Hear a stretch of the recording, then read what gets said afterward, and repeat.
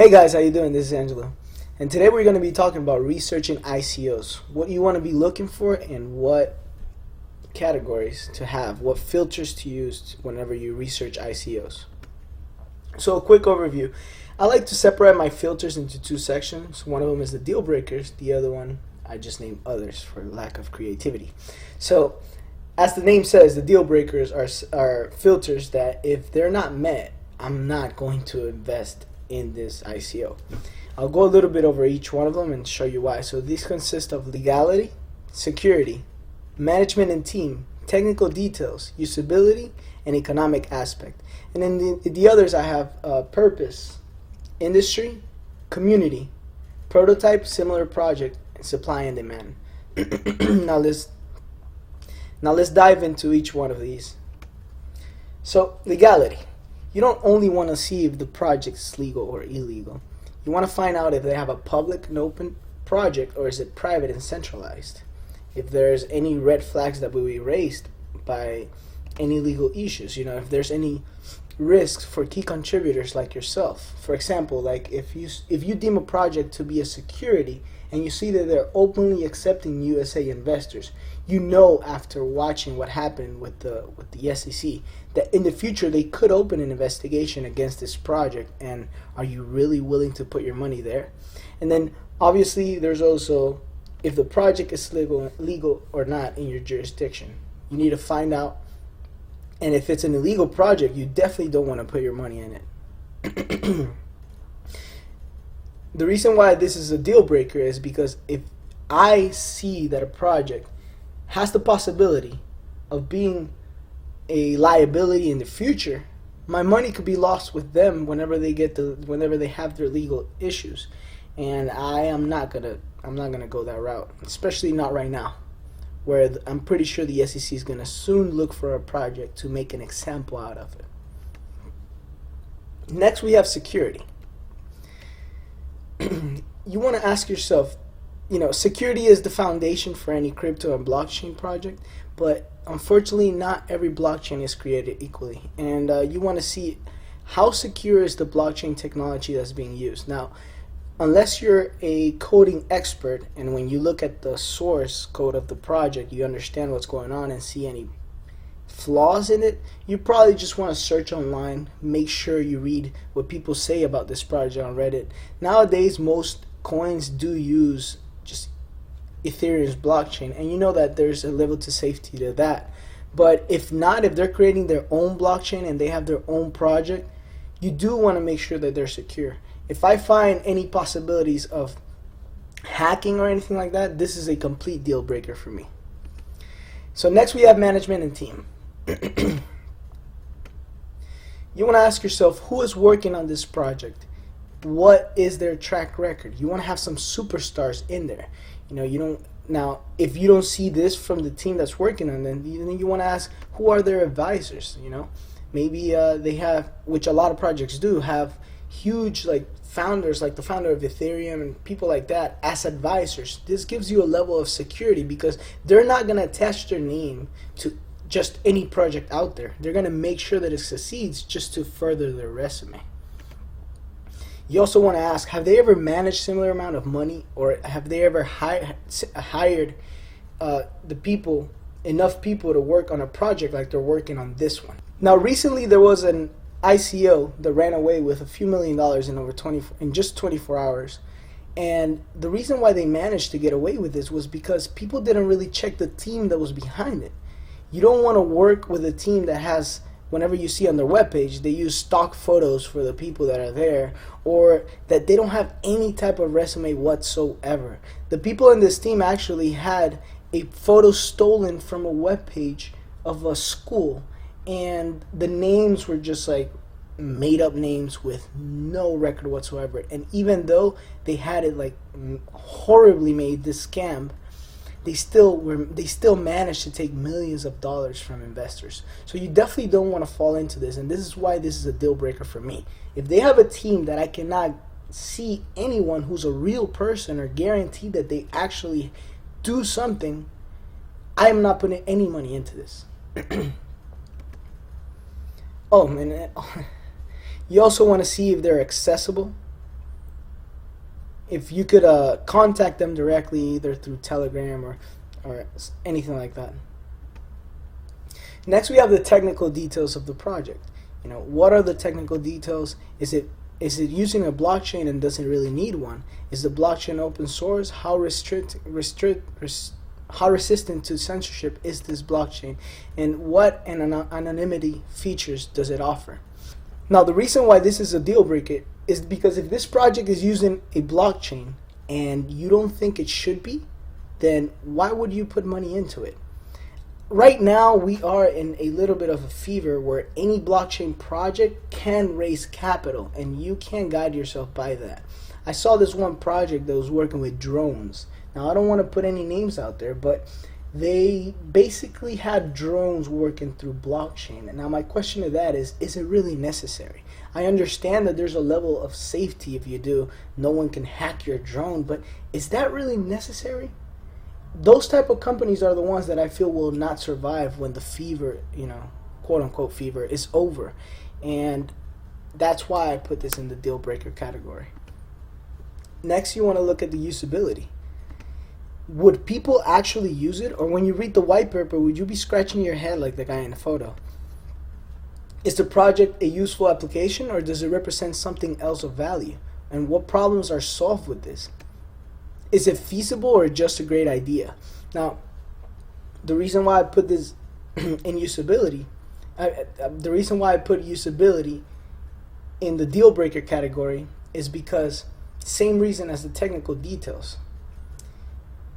If I see a project that has a great idea but it's not feasible, or I believe it's not feasible, right now it's going to raise a lot of money, but is it really going to survive when the fever dies?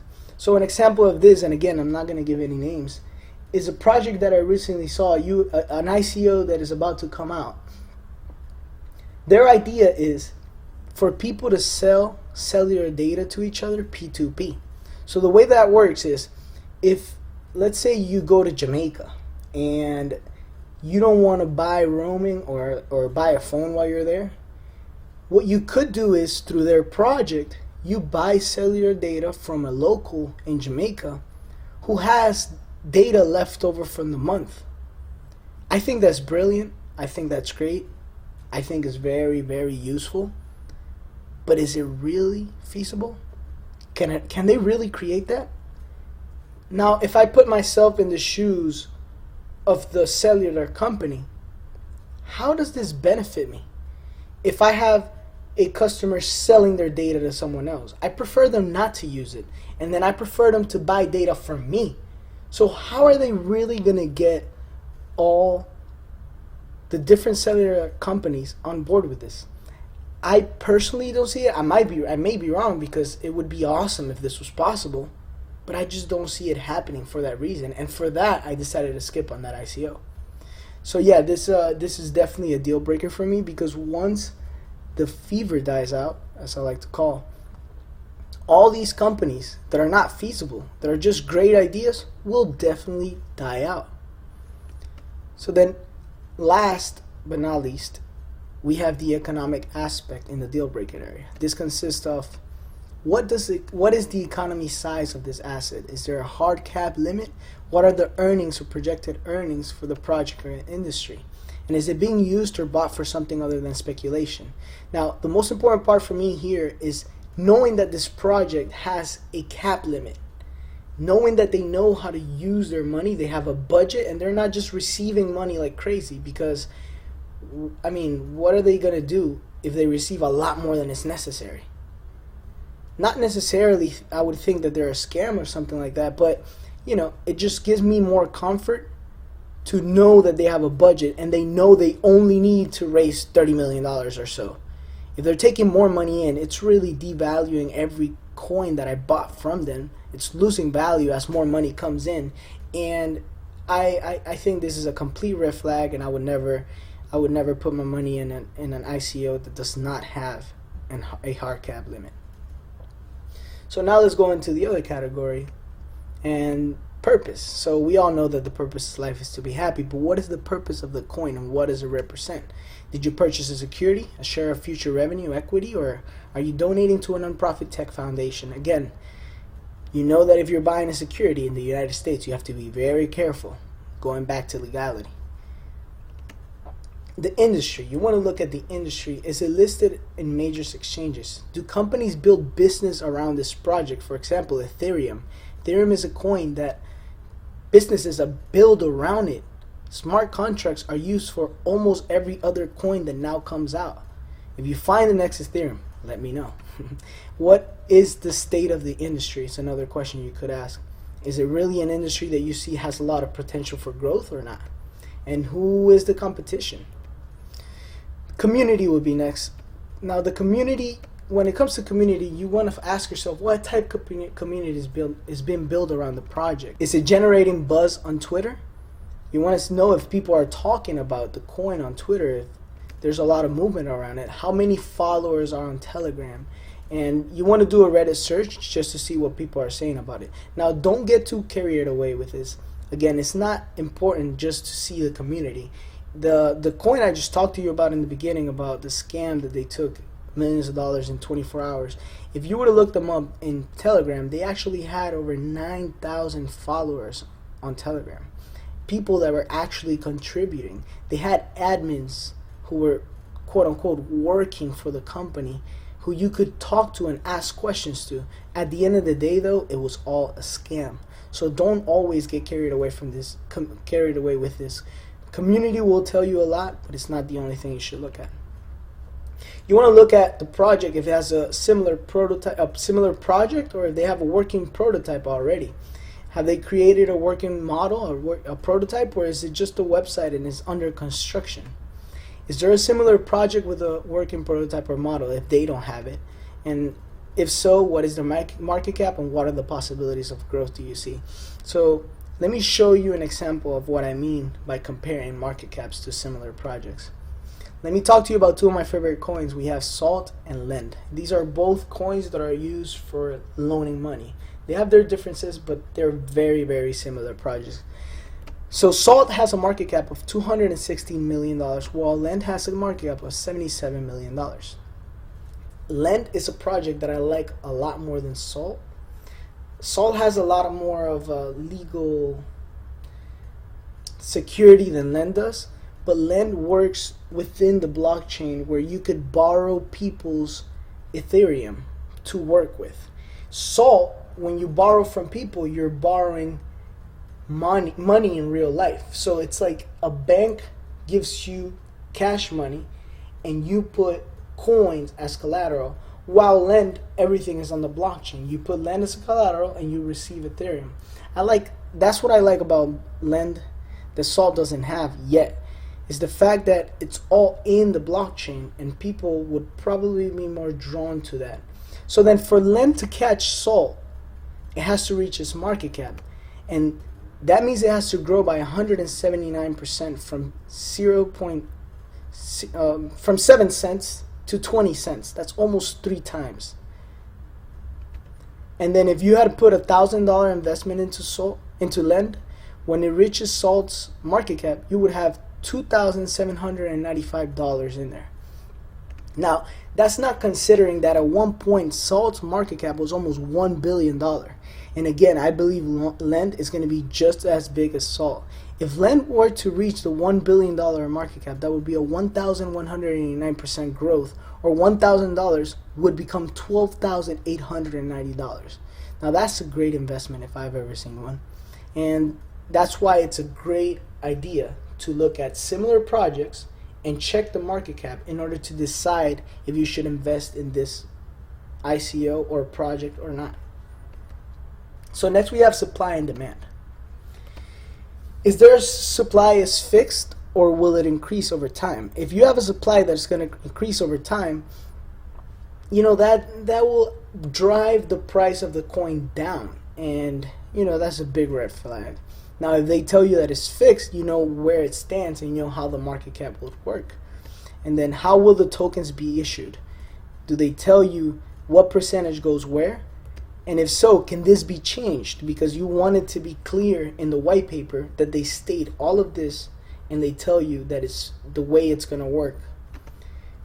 And then who controls a large portion of the tokens? If you notice that the team that created the token is actually controlling a large portion of it, then that's a big red flag. Because if they decide to dump their coins all at once and they own 50% of them, the price will drop down drastically, and you would lose a lot of money.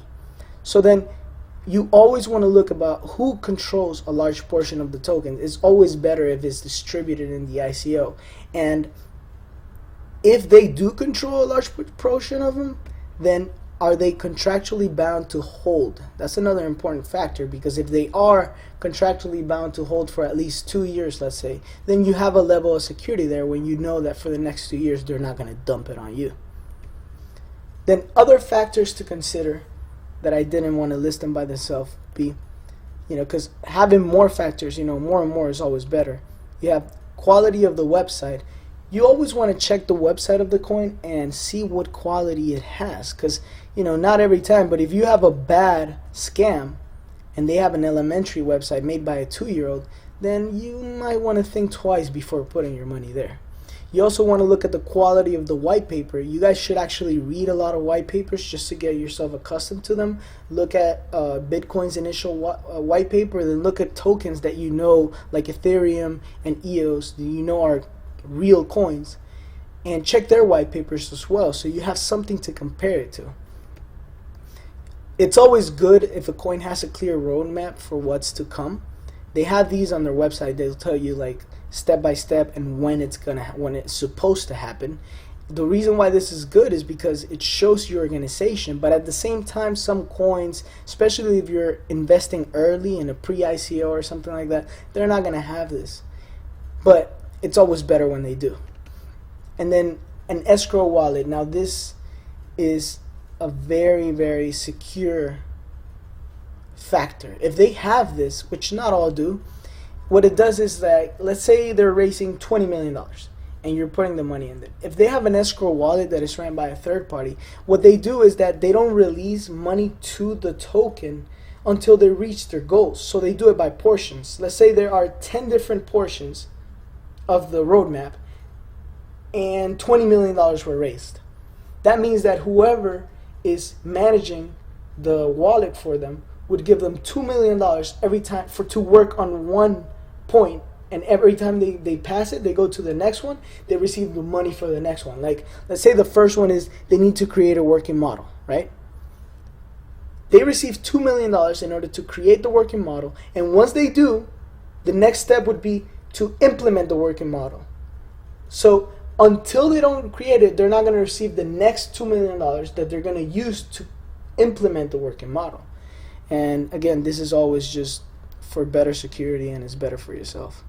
And then also you want to see if they have an early token distribution. Now, what this means is whatever money you put into it, you're going to get it back quicker.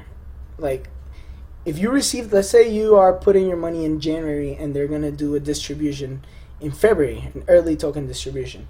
That means that in 1 month, you're going to have your liquid asset back. Like, you could sell those tokens really P2P or in minor exchanges, because more than likely the coins are not going to be listed in any major exchanges yet. But if they are in minor exchanges, you could choose to either hold on to it if you believe it's going to go somewhere very high once it gets listed, or you could get rid of it if you wanted to, and that was only 1 month wait time.